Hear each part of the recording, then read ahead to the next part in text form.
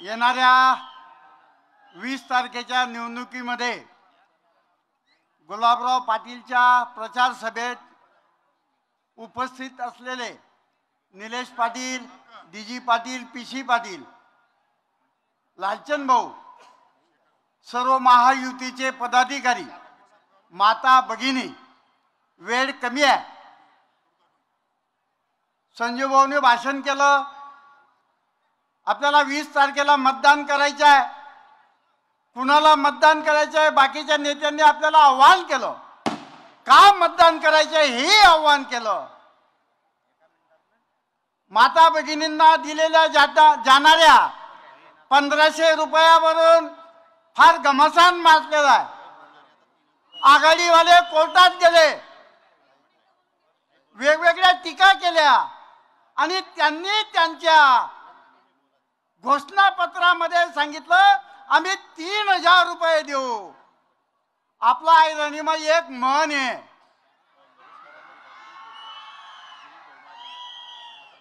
लबांना गरणं निवतं जेवसूत तवच खरं. हे लबाड आहेत. हे निवतं देतील पण जेवायला घालणार. अशा लबाडांवर भरोसा ठेवणार आहेत का? गुलाब पाटीलवर टीका करतात. मान्य, टीका आम्ही केलेली आहे. गुलाब पाटीलच्या आम्ही बरोबर आहोत याच्यावर बाकीचे सांगतात की भाजप आमच्या बरोबर आहे. ओ हो सोन हो पीसी पाटील देखील आले, औ शेखर दादा देखील आले. मग तुम्हाला बरोबर कोण आहे रे भाऊ? आणि तुम्हाला जीव निवडणूक लढा ना. तुम्ही बोंब पडत नाही तर आमदार का बरं आणती राहणार? का ब? अरे गुलाबराव देवकर साहेब, तुम्हाला जी आमदारकी मिळाली, जे मंत्रीपद मिळालं ते भाजपमुळेच मिळालं होतं. आता आम्हाला भरोसावर राहायचो नको. तुना वाजाशिवाय आम्ही राहत नाही. आणि इथला जोरमा वाचतो तू पुन्हा पहिले उभाच राहा.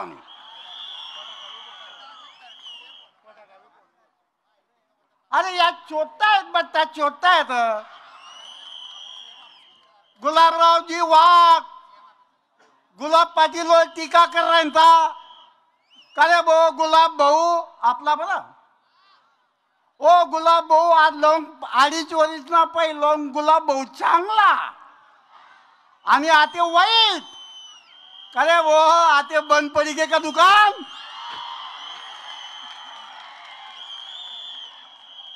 अरे गुलाब भाऊ म्हणजे वाघ दादा तुम्ही इथलं कतही ना मोठा बंगला वावर घर कतही ना.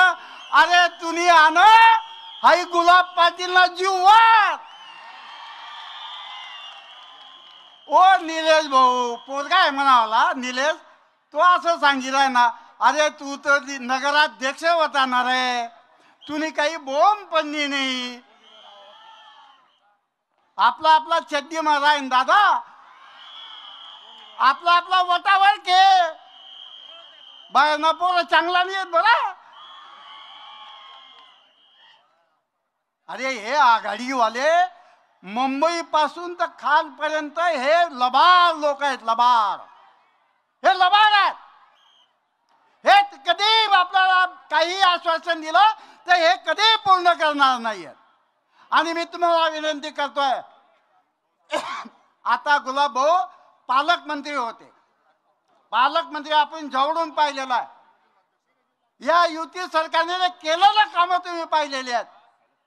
1 रुपयामध्ये विमा शेतकऱ्यांना, 1 रुपयामध्ये विमा या युती सरकारने दिला. या युती सरकारने शेतकऱ्यांचं लाखो वीज बिल माफ केलं आणि याच्या पुढे शेतीसाठी फुकट प्रत्येक शेतकऱ्याला लाभ मिळालेला. आणि हे सांगत नाहीये आणि आता काही चाटा मारतायत. आता देणं वय तर ब्याणं वय यातलं माहिती आहे. आपलं सरकार येवाव नये जाहीरनामा असं लिख. अरे तुम्ही कथाईन दिशा रे, तुम्ही जावर फाटेले रे. राज्य महायुतीचं सरकार हे केंद्रामध्ये आहे आणि ते राज्यामध्ये येईल.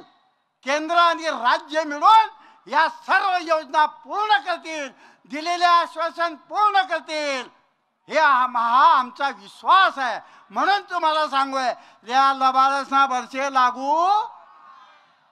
आपण लक्षात ठेवा, आपण येणाऱ्या 20 तारखेला गुलाब भाऊच्या नावापुढे धनुष्य बाणाचं बटन दाबा आणि आई गुलाबराव देवकर जे सपन देखील आहे ना, सपनमा गुलगुला खाई राही ना.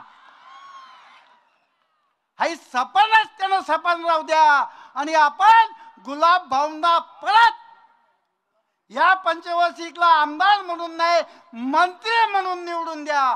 पुन्हा आपल्या जिल्ह्याचे पालकमंत्री, पुन्हा आपल्या तालुक्याचा विकास, आपला मतदारसंघाचा विकास, रस्ते असतील, पाणी असेल, या सर्व समस्या जर आपल्याला मार्ग काढायचा असेल तर आपल्याला एकच पर्याय ते म्हणजे धनुष्यबाण. येणारा 20 तारखेला आपण धनुष्यबाणाला मतं देऊन गुलाब भाऊंना प्रचंड मतांनी विजय करा एवढी कडकडीची विनंती करतो. आणि या लबाडसनं भाजपवाला असं करायनात, राष्ट्रवादीवाला तसं करायनात, महायुती RPI वाला असं करायनात. आयनावर भरोसा ठेवू नका. यसनं भांडवल काहीच नाहीये. या खोटं बोलावेत, हे खोटं निगेटिव्ह चालवणार आहेत.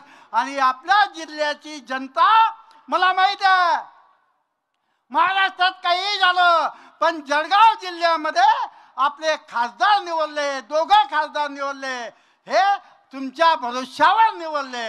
या देवकरापणा भरोशावर नाही येत. म्हणून मी तुम्हाला विनंती करतोय यांच्या बुलतापांना बळी पडू नका आणि आपले उमेदवार गुलाब भाऊंना परत आपण विधानसभेत मंत्रिपदासाठी शपथ घेण्यासाठी आपण सर्वजण मुंबईला जाऊ असं मी आपल्याला विनंती करतो. माझे 2 शब्द संपवतो. जय हिंद, जय महाराष्ट्र.